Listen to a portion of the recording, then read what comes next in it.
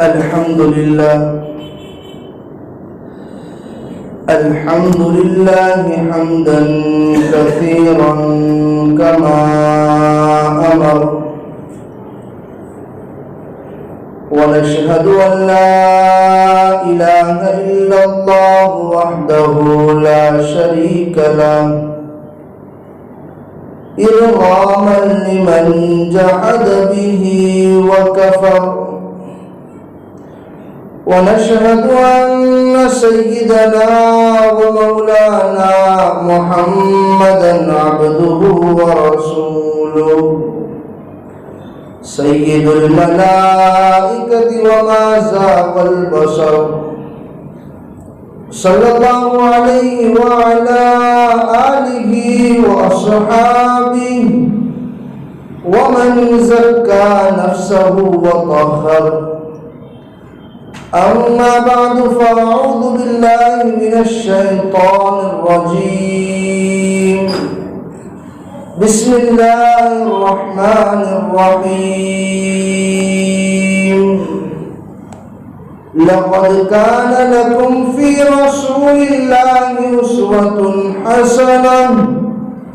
وقال الله في مقام آخر: يا أيها الذين آمنوا كتب عليكم الصيام كما كتب على الذين من قبلكم لعلكم تتقون.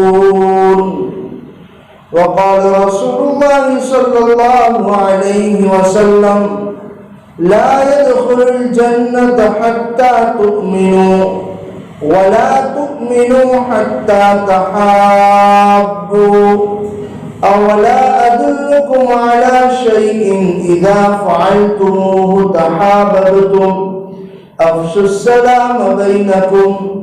آمنت بالله، صدق الله العظيم، وصدق رسوله النبي الأمي الكريم، ونحن على ذلك لمن الشاهدين والشاكرين، والحمد لله رب العالمين.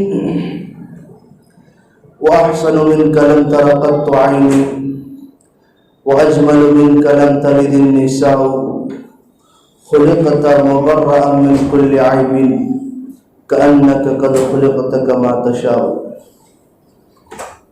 محترم حضرات،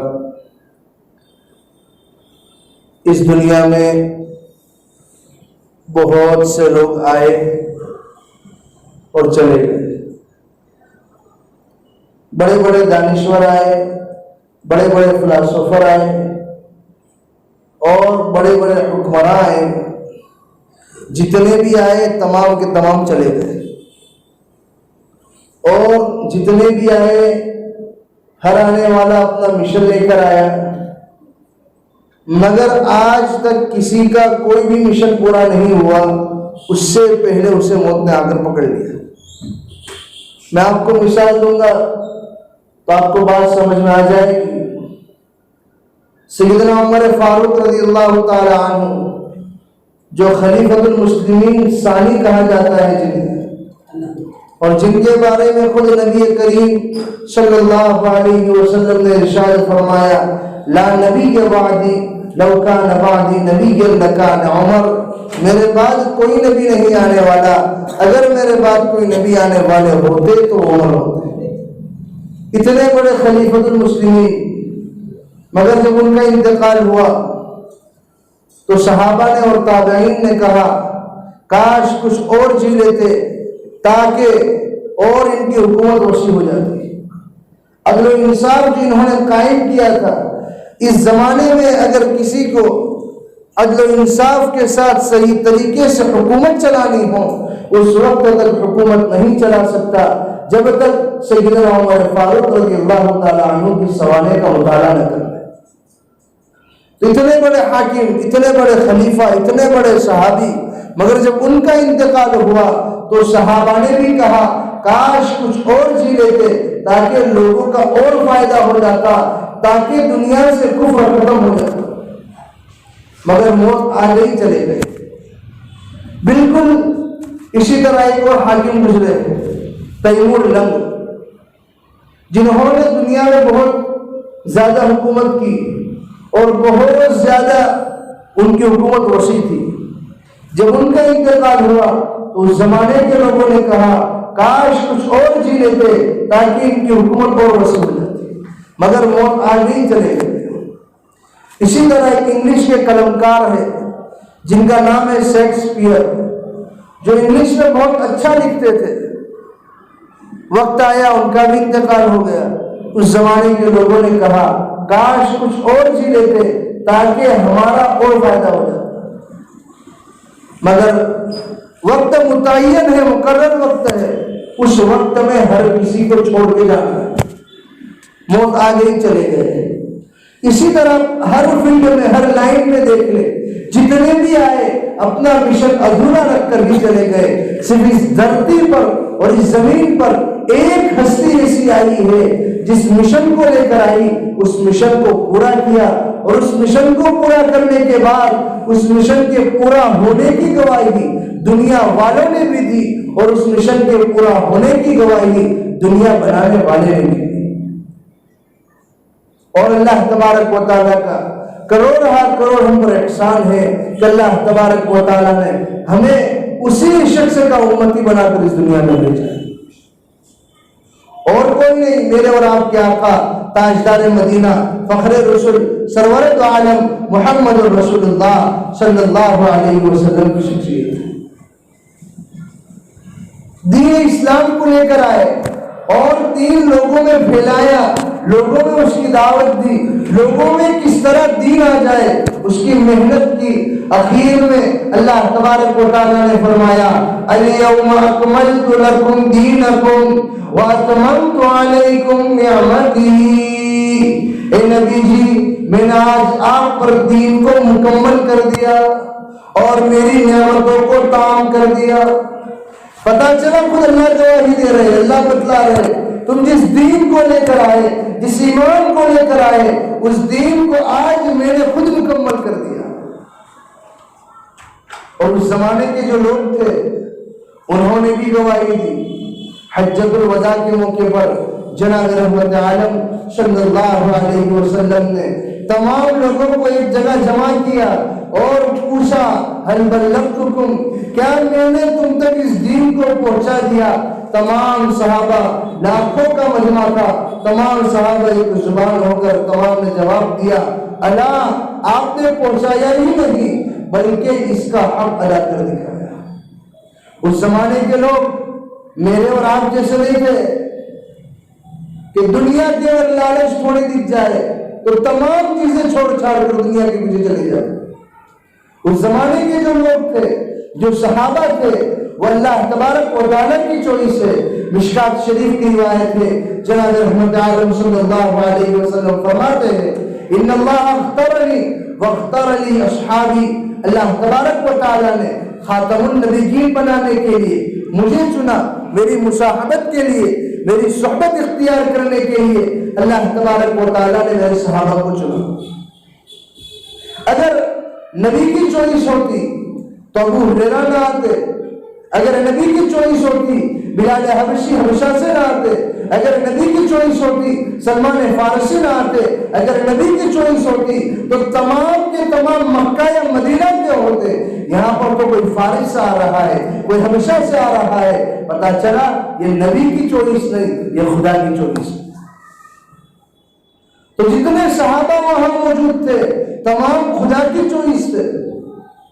تو تمام نے ایک زبان ہو کر جواب دیا کہ آپ نے اس دین کو صرف ہم تک پہنچایا ہی نہیں بلکہ اس کا جیسا حق ادا کرنا چاہیے ویسا حق ادا کر دکھایا. اتنا بڑا ایمان اور اتنی عظیم دولت اللہ تبارک و تعالیٰ نے جو دین ہمیں دیا ہے، وہ دین کی اس دین جو نبی ہمیں دیے ہے، اس نبی کے امتی بننے کے لیے بہت سے انبیاء نے بھی خواہش ظاہر کی تھی کہ ہمیں بھی اس نبی کا امتی بننا ہے. مگر اللہ تبارک و تعالیٰ نے ہم پر اتنا احسان کیا، اتنا کرم کیا کہ اللہ تبارک و تعالیٰ نے ہمیں اس نبی کا امتی بنایا. اور رات دن کا دنیا کا تجربہ ہے، جو چیز انسان خود کماتا ہے اس کی بہت قدر کرتا ہے، چاہے وہ کیوں 1 روپیہ نہ کمایا ہو، مگر اس 1 روپے کی اسے قدر ہوگی۔ اگر اسی انسان کو کسی نے 1000 روپے ہدیے میں دے دیے تو اسے 1000 روپے کی قدر نہیں ہوگی۔ بالکل اسی طرح صحابہ کرام رضوان اللہ تعالی علیہم اجمعین نے اس دین کو جنگ کے میدان میں اتر کر اس دین کو حاصل کیا تھا۔ ہمیں صحابہ کی سیرت کو پڑھنا پڑے گا، ہمیں صحابہ کی تاریخ کو پڑھنا پڑے گا۔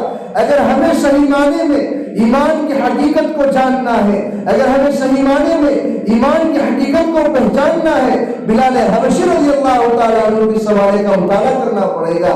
اگر ہمیں صحیح معنی میں ایمان کی حقیقت کو جاننا ہے، سیدنا عمر فاروق رضی اللہ تعالیٰ عنہ کی سیرت کا مطالعہ کرنا پڑے گا کہ کس طرح سیدنا عمر فاروق رضی اللہ تعالیٰ عنہ ایمان اور اسلام میں داخل ہوئے تھے۔ بڑا مشہور واقعہ ہے، مکہ المکرمہ میں بیت اللہ میں اعلان لگایا گیا کہ نعوذ باللہ کون ہے وہ شخص جو نعوذ باللہ محمد رسول اللہ صلی اللہ علیہ وسلم کا خاتمہ کر کے آ جائے۔ ابو جہل نے بھی اس اعلان کو دیکھا، عتبہ نے بھی اس اعلان کو دیکھا، اور بھی بہت سے بڑے بڑے لوگوں نے اس اعلان کو دیکھا، مگر کسی کی ہمت نہیں ہوئی۔ انعام اس وقت رکھا تھا کہ جو بھی شخص محمد رسول اللہ صلی اللہ علیہ وسلم کا نعوذ باللہ سر قلم کر کے لے کر آئے گا اسے 100 سرخ اونٹ انعام میں دیے جائیں گے، یعنی اس زمانے کی 100 مرسیڈیز گاڑی۔ کسی کی ہمت نہیں ہوئی، سب انتظار میں تھے ابھی عمر آئیں گے اور قتل کر کے آئیں گے۔ تمام لوگ انتظار میں تھے، عمر تشریف لائے، جیسے ہی داخل ہوئے اس اعلان کو پڑھا، اپنے گھوڑے کے رخ کو بدلا اور فوراً نعوذ باللہ محمد رسول اللہ صلی اللہ علیہ وسلم کو قتل کرنے کے لیے چلے گئے۔ راستے میں جا رہے تھے، ایک آدمی ملا اور اس نے کہا عمر کہاں جا رہے ہو؟ تو عمر نے غصے میں آ کر جواب دیا کہ آج میں دین کو ختم کرنے جا رہا ہوں۔ تو اس آدمی نے کہا دین کو بعد میں ختم کرنا، پہلے تو اپنے گھر پر جا، اپنی بہن کے ہاتھ پوچھ، تیری بہن نے اسلام قبول کر لیا ہے اور وہ قرآن سیکھنے بیٹھی ہے۔ یہ بات کا سننا تھا۔ سیدنا عمر اس وقت گئے اپنی بہن کے گھر، اپنے گھوڑے کے رخ کو موڑا اور جا کر اپنی بہن کے دروازے کو دستک دی۔ یہاں تک دستک دیتے رہے جب تک ان کے بہنوئی باہر نہیں آئے۔ جیسے ہی ان کے بہنوئی نے باہر قدم رکھا، مارنا شروع کر دیا۔ اتنا مارا کہ بہنوئی بے ہوش ہو گئی۔ تھوڑا مارتے پھر بھی مارتے رہے۔ اس کے بعد ان کی بہن باہر آئی، فاطمہ بنت خطاب رضی اللہ تعالیٰ عنہ۔ جیسے ان کی بہن باہر آئی ان کو بھی مارنا شروع کر دیا۔ بہن مار کھاتی رہی۔ پھر بہن نے کہا کہ عمر تو نے جس ماں کی چھاتی سے دودھ پیا ہے اسی ماں کی چھاتی سے میں نے بھی دودھ پیا ہے۔ اگر تو مجھے مارنا جانتا ہے تو میں مار کھانا بھی جانتی ہوں۔ یہ بات کا سننا تھا۔ حضرت عمر افسوس میں پڑ گئے کہ اتنی بڑی ہوئی میری بہن، آج تک اس نے میرے سامنے اونچی آواز سے بات نہیں کی، کیا ماجرا ہے کہ یہ اونچی آواز سے مجھ سے بات کر رہی ہے؟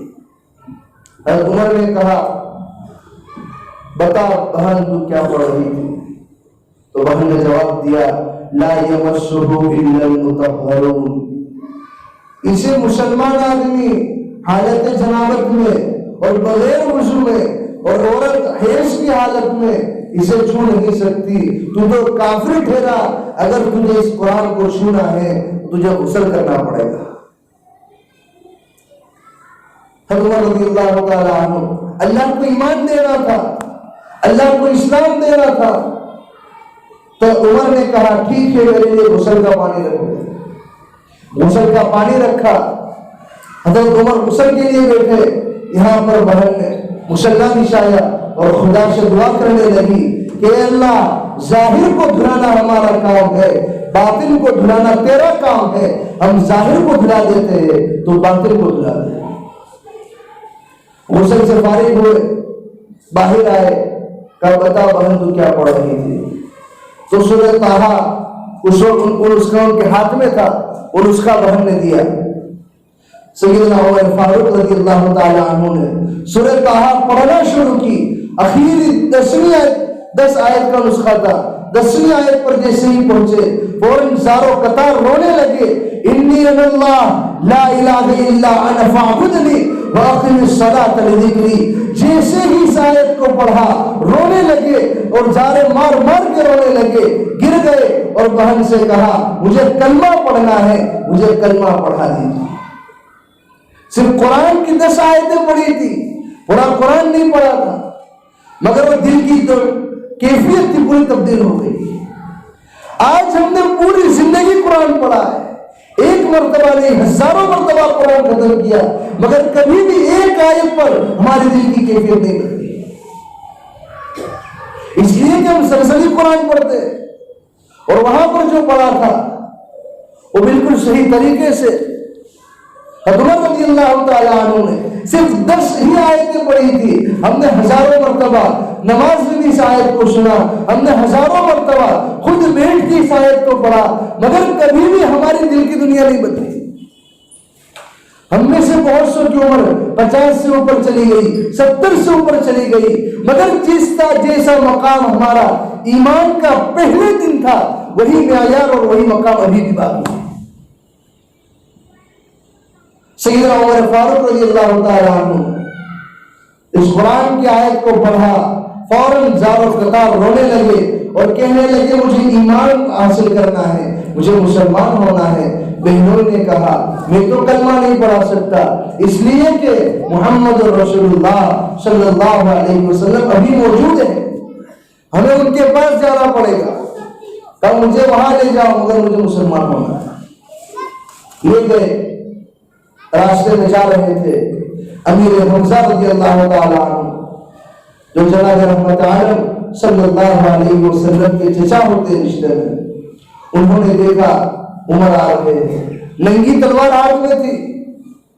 جا کر انہوں نے محمد رسول اللہ صلی اللہ علیہ وسلم سے کہا کہ حضرت عمر تشریف لا رہے ہیں۔ جناب رحمت عالم صلی اللہ علیہ وسلم نے ارشاد فرمایا آنے دو، اگر اس کے ارادے ٹھیک ہے تو اس کا استقبال کریں گے، ورنہ اسی کی تلوار سے اس کو ختم کر دیں گے۔ تمام صحابہ گھبرائے ہوئے تھے کہ اب کیا ہوگا، اس لیے کہ اس وقت تک وہ زیادہ مسلمان نہیں ہوئے تھے، چھپ چھپ کر لوگوں کو عبادتیں کرنی پڑتی تھی۔ دار ارقم میں جناب رحمت عالم صلی اللہ علیہ وسلم نماز ادا کرتے تھے، اعلانیہ طور پر نماز نہیں پڑھا کرتے تھے۔ عمر رضی اللہ تعالیٰ عنہ تشریف لائے، جیسے ہی اندر داخل ہوئے دوڑتے ہوئے آئے اور محمد رسول اللہ صلی اللہ علیہ وسلم کے قدموں میں گر گئے اور یہ کہنے لگے کہ اے محمد رسول اللہ صلی اللہ علیہ وسلم، آج سے یہ عمر تمہارا غلام بن گیا، اگر تم چاہے تو اسے آزاد کر دو، اگر تم چاہے تو اسے مار کر ختم کر دو، تم جس طرح بھی اس سے غلامی کرانا چاہو یہ کرنے کو تیار ہے۔ تمام صحابہ گھبرا گئے، پریشان ہو گئے کہ یہ کیا بات ہوئی کہ اسلام قبول کرنے آ گئے، کون سی بات ہے؟ پھر جناب رحمت عالم صلی اللہ علیہ وسلم نے بتلایا کہ خود نبی کریم صلی اللہ علیہ وسلم پچھلے 2 یا 3 دنوں سے دعا کر رہے تھے کہ اللہ اس دین کی تبلیغ کے لیے تو ابو جہل یا عمر ان دونوں میں سے کسی ایک کو قبول فرما۔ تو وہ دعا حضرت عمر رضی اللہ تعالیٰ عنہ کے حق میں قبول ہوئی، اس لیے کہ یہ دونوں شخص ابو جہل اور عمر دونوں شخص اتنے بہادر تھے اور ان کی بہادری کی اس وقت مثال دی جاتی ہے۔ اور یہ دین نبی کریم صلی اللہ علیہ وسلم لے کر آئے تھے اور بہت زیادہ پریشانیاں تھیں، تو نبی کریم صلی اللہ علیہ وسلم نے دعا کی کہ اللہ ان دونوں میں سے کسی ایک کو قبول فرما۔ حضرت عمر رضی اللہ تعالیٰ عنہ کو کلمہ پڑھایا گیا اور اس کے بعد نبی کریم صلی اللہ علیہ وسلم نے کہا کہ بھائی تم یہاں بیٹھو، میں اندر جا کر نماز پڑھ کر آتا ہوں.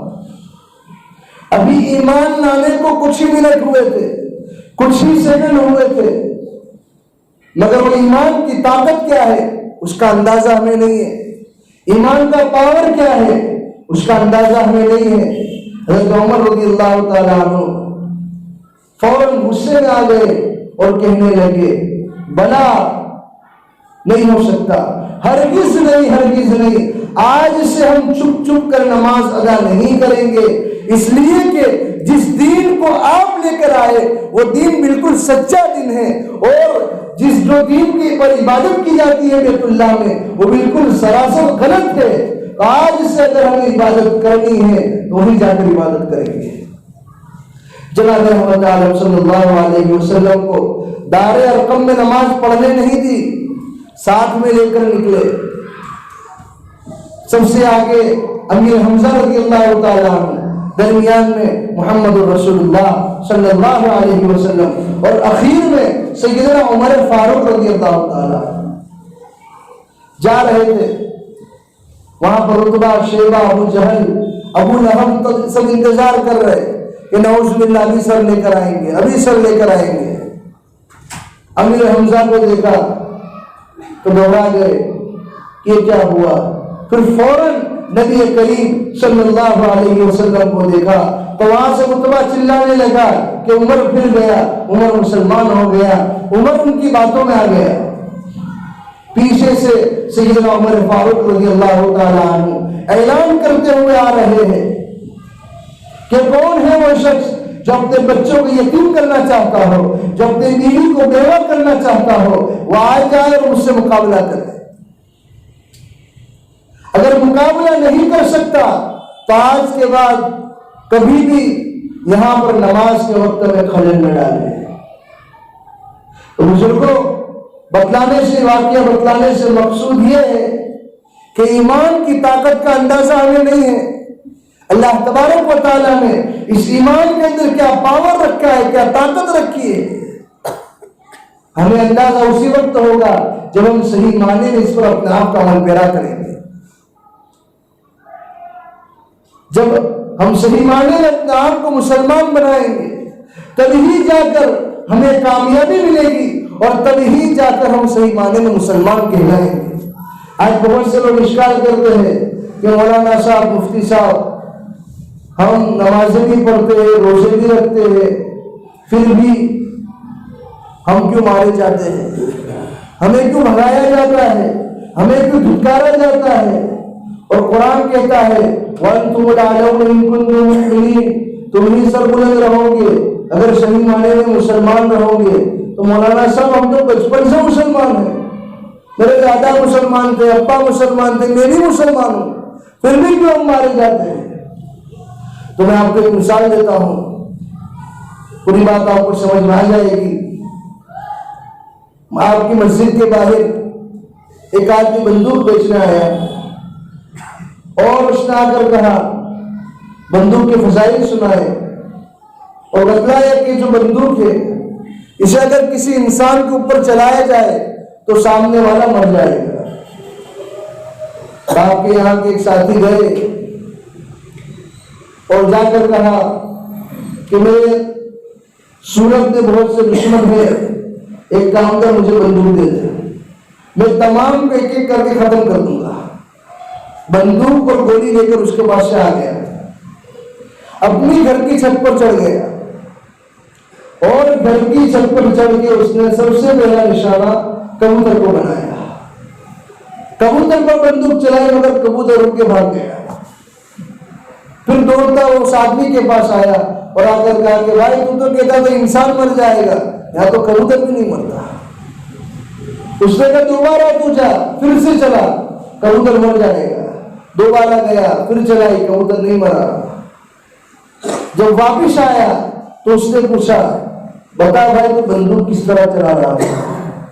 تو اس نے کہا کہ میں ایک ہاتھ سے بندوق چلا رہا تھا اور دوسرے ہاتھ سے گولی مار رہا تھا. تو اس نے کہا کہ اگر اس طرح تو پوری زندگی بھی بندوق چلاتا رہے تو کبوتر تو کیا ایک مکھی بھی نہیں مر سکتی. بالکل حال ہمارا اسی طرح ہے. ہم مسلمان تو ہے مگر ہمارا اسلام ہمارا ایمان صرف مسجدوں کے گیٹ تک محدود ہے. ہم مسلمان تو ہے مگر ہمارا ایمان صرف اپنی زبانوں تک محدود ہے. ہم مسلمان تو ہے مگر ہمارا اسلام صرف زبانوں تک محدود ہے, مسجدوں کے گیٹ تک محدود ہے, ہمارے گھر تک محدود ہے. کبھی ہم نے یہ نہیں سوچا کہ ہماری مسجد کے باہر ہندو عورتیں اپنے چھوٹے بچوں کو لے کر آتی ہے کہ یہ بھی بھائی نکلیں گے نماز پڑھ کے تو ہمارے بچے کو بھوک لگا دیں گے. کبھی ہم نے یہ نہیں سوچا کہ ہماری دکان مسجد کے بالکل بازو میں ہے, ہماری دکان مسجد کے سامنے ہے, ہماری دکان سے ان کا گھر نزدیک ہے. کیوں ہماری دکان پر بھوک ڈالنے نہیں آتی؟ اس لیے کہ انہیں پتا ہے جب تک مسلمان مسجد میں ہے وہاں تک خدا کا ہے, اور جیسے ہی مسجد سے نکل جائے گا وہ ہم سے نکلتا بن جائے گا. لہذا ضرورت اس بات کی ہے کہ ہم اپنی صحیح امیج لوگوں تک پہنچائیں. ضرورت اس بات کی ہے ہم اپنے آپ کو صحیح معنی میں مسلمان بنائیں. اللہ تبارک و تعالیٰ نے ہمیں متقی بنانے کے لیے, اللہ تبارک و تعالیٰ نے ہمیں اپنا ولی بنانے کے لیے بہت سے الگ الگ مواقع فراہم کیے. ان میں سے ایک موقع رمضان المبارک کا مہینہ ہے. وہ مہینہ بالکل ہمارے سر پر آ چکا ہے, اور رمضان کا معنی ہوتا ہے جلا دینا, جلسہ دینا. اور اسے رمضان اس لیے کہا جاتا کہ جب پہلے زمانے میں یہ مہینہ اس وقت آتا تھا جب سخت گرمی ہوا کرتی تھی, جب زیادہ گرمی ہوا کرتی تھی اس وقت یہ مہینہ آتا تھا, تو اس لیے اسے رمضان کہتے ہیں. حضرت مفتی تقی عثمانی صاحب دامت برکاتہ العالیہ نے اپنی کتاب میں لکھا ہے بعض علماء کے حوالے سے کہ اسے رمضان اس لیے کہتے ہیں کہ خدا کی رحمت متوجہ ہوتی ہے اور بندوں کے گناہوں کو جلا دیتی ہے. لہذا یہ رمضان المبارک کا مہینہ ہمارے سر پر ہے, اور اس مہینے میں اللہ تبارک و تعالیٰ لوگوں کو معاف فرماتے ہیں, لوگوں کو ہدایت عطا فرماتے ہیں, لوگوں کی مغفرت فرماتے ہیں. اور اس مہینے میں ہی اللہ تبارک و تعالیٰ نے قرآن کریم کو نازل فرمایا. تو ہمیں اس مہینے کی قدر کرنی ہے. ہمارے اکابرین جس طرح انہوں نے رمضان گزارے ویسے ہمیں اپنے رمضان بنانے کی کوشش کرنی ہے. ہم نے دیکھا ہے کہ جب دیوالی کی سیزن آتی ہے یا اور کوئی سیزن آتی ہے تو دکانوں پر سے بیٹھنے کے لیے کرسی ہٹ جاتی ہے کہ دھندے کا ٹائم آ گیا ہے. پہلے سے پلاننگ بنتے ہیں کہ پچھلے سال اتنا منافع ہوا تھا, اس سال اس کے ڈبل کرنے ہیں, اور سیزن کے دنوں میں وہاں سے کرسی بیٹھ جائے گی اور پورا دن گھنٹوں گھنٹوں کھڑے رہیں گے. بالکل کرنا چاہیے, مگر صرف دنیا ہی میں نہیں, ہمارے اعمال کی سیزن آ رہی ہے, نیک کام کرنے کی سیزن آ رہی ہے. اس لیے ابھی سے ہمیں پلاننگ بنانی ہوگی کہ ہم کتنی قرآن کی تلاوت کریں گے. رمضان المبارک کا مہینہ ہے, ہم کتنی تلاوت کریں گے, ہمیں اس کی پلاننگ بنانی ہوگی, تبھی جا کر کچھ ہوگا.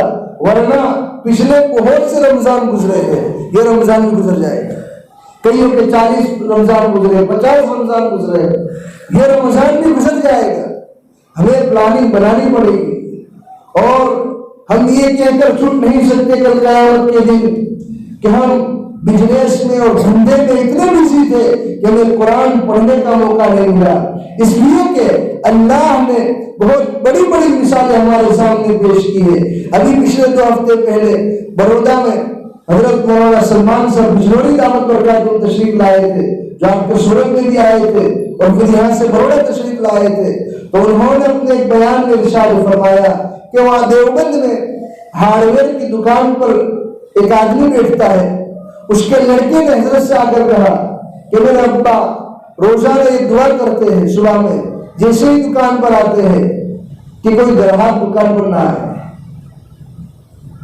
تو حضرت ہنسنے لگے, اور حضرت نے کہا کہ بھائی گراہک کے لیے دکان کھولتے ہیں, دکان میں کوئی گراہک نہ آئے اسی دعا کرتے ہیں. کہا نہیں, میرے ابا صبح سے لے کے شام تک پورا قرآن مکمل پڑھتے ہیں اور اس لیے دعا کرتے ہیں کہ اگر کوئی گراہک آ جائے گا تو مجھے قرآن پڑھنے میں خلل واقع ہوگا. تو دعا کرتے رہتے ہیں. جیسے ہی قرآن مکمل ہوتا اللہ تبارک و تعالیٰ لائن لگا دیتے تھے. پتا چلا کہ اگر آدمی بزنس کرتا ہے، کوئی کاروبار کرتا ہے، وہ بھی قرآن پڑھ سکتا ہے، موقع نکال سکتا ہے۔ لہذا ہم اس بھرم میں نہ رہے کہ ہم کاروبار کرتے ہیں، ہماری لائف بالکل بیزی لائف ہے، اس لیے ہم قرآن نہیں پڑھ سکتے۔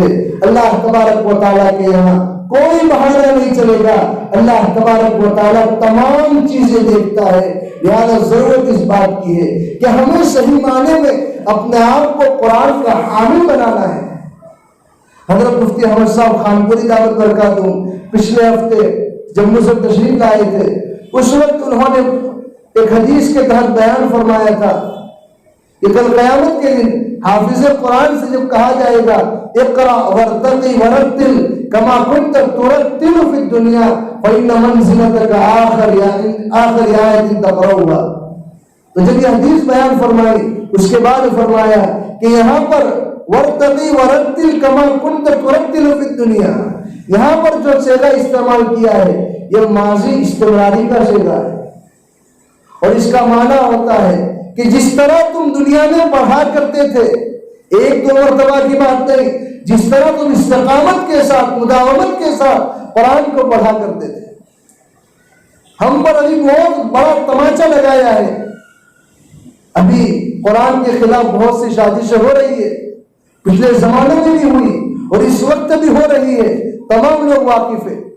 اگر ہم ہی قرآن کو صحیح معنی میں پڑھیں گے نہیں، اگر ہم ہی قرآن کو صحیح معنی میں اپنے سینے میں نہیں لیں گے، اپنے اولاد کو حافظ قرآن نہیں بنائیں گے، تو پھر ہمیں اپنے آپ کو مسلمان کہنے کا کوئی حق نہیں۔ اس لیے کہ جو قوم، جو لوگ اپنے آپ کو قرآن سے دور کر دیتی ہے، جو قوم اپنے آپ کو اپنی مذہبی کتاب سے دور کر دیتی ہے، وہ قوم مردہ قوم بن جاتی ہے۔ لہذا ضرورت اس بات کی ہے کہ ہمیں صحیح معنی میں قرآن کو سمجھنا ہے، قرآن پہ اپنے آپ کو عمل کرنا ہے، اور ابھی سے ایک ٹائم ٹیبل بنانا ہے کہ رمضان کے مہینے میں ایک پارہ میں مکمل روزانہ ایک پارہ پڑھوں گا، کم سے کم روزانہ ایک پارہ کی عادت ڈالے، اور آرے دن رمضان کے علاوہ کے ایام میں کم سے کم روزانہ آدھا پارہ پڑھے۔ انشاءاللہ اللہ اس ہماری زندگی میں بھی برکت دے گا۔ اور آج لوگوں کا سب سے اہم مسئلہ جو ہے وہ رزق کا مسئلہ ہے۔ جو آدمی روزانہ قرآن کریم کی تلاوت کا اہتمام کرتا ہے، کچھ ہی دنوں میں اللہ تبارک و تعالیٰ اسے رزق میں برکت دیتے ہیں۔ لہذا ضرورت اس بات کی ہے کہ ہم قرآن کا اہتمام کریں، قرآن کی تلاوت کا اہتمام کریں۔ شرافت کے اصولوں سے بغاوت کرنے لگتے ہیں، شرافت کے اصولوں سے بغاوت کرنے لگتے ہیں، پڑھے لکھے بھی مجلس میں شرارت کرنے لگتے ہیں۔ کتابیں اور بھی اتری ہیں لیکن میرے قرآن کی، کتابیں اور بھی اتری ہیں لیکن میرے قرآن کی یہ خوبی ہے کہ اندھے بھی تلاوت کرنے لگتے ہیں۔ لہذا ضرورت اس بات کی ہے کہ ہم اپنے آپ کو قاری قرآن بنائیں، اپنے آپ کو عامل قرآن بنائیں، اپنے آپ کو عاشق قرآن بنائیں۔ انشاءاللہ اگر ہم نے کم از کم روزانہ 5 پارے کی بھی عادت ڈال لی، اللہ تبارک و تعالیٰ ہمارے تمام کاموں کو بنا دے گا۔ لہذا نیت کریں کہ انشاءاللہ آج سے ہی ہم قرآن کی تلاوت کا اہتمام کریں گے۔ اور یہ جمعہ کا دن ہے، جمعہ کے دن میں سورہ کہف کا بھی اہتمام کرے۔ لہذا جن لوگوں کی سورہ کہف باقی ہے یا نہیں پڑھتے تو عادت ڈالے اور آج ہی سے شروع کر دے اور سورہ کہف کا اہتمام کرے۔ اور اس دن جمعہ کے دن میں ایک وقت ہوتا ہے، یہ تمام گھڑیوں میں ایک گھڑی ایسی ہوتی ہے کہ اللہ تبارک و تعالیٰ بندے کی دعا کو قبول کرتے ہیں۔ اور بعض علماء نے لکھا ہے کہ عصر سے مغرب کے درمیان کا جو وقت ہوتا ہے اس میں اللہ تبارک و تعالیٰ دعائیں قبول کرتے ہیں۔ لہذا ہم عادت ڈالیں کہ ہم جمعہ کے دن خصوصاً اور عموماً پورے ہر ہفتے میں عصر سے مغرب کے درمیان، مغرب سے 10-15 منٹ پہلے مسجد میں آ جائیں گے، اپنے کاروبار کو چھوڑ کر اور اللہ کے سامنے اللہ کی طرف متوجہ ہو جائیں گے۔ اللہ تبارک و تعالیٰ ہمارے تمام کاموں کو بنا دے گا۔ لہذا نیت کرے کہ ہم روزانہ 10 سے 15 منٹ اللہ تبارک و تعالیٰ کے سامنے ہاتھ پھیلائیں گے۔ اگر ہم نے صحیح معنی میں اللہ تبارک و تعالیٰ کی طرف اپنے آپ کو متوجہ کر دیا، اللہ تبارک و تعالیٰ ہمارے تمام کاموں کو بنا دے گا۔ اللہ تبارک و تعالیٰ میری اور آپ کی کامل مکمل اصلاح فرمائے۔ اللہ تبارک و تعالیٰ ایمان کی صحیح حقیقت اور صحیح حلاوت اللہ تبارک و تعالیٰ عطا فرمائے۔ آمین۔ وآخر دعوانا الحمدللہ رب العالمین۔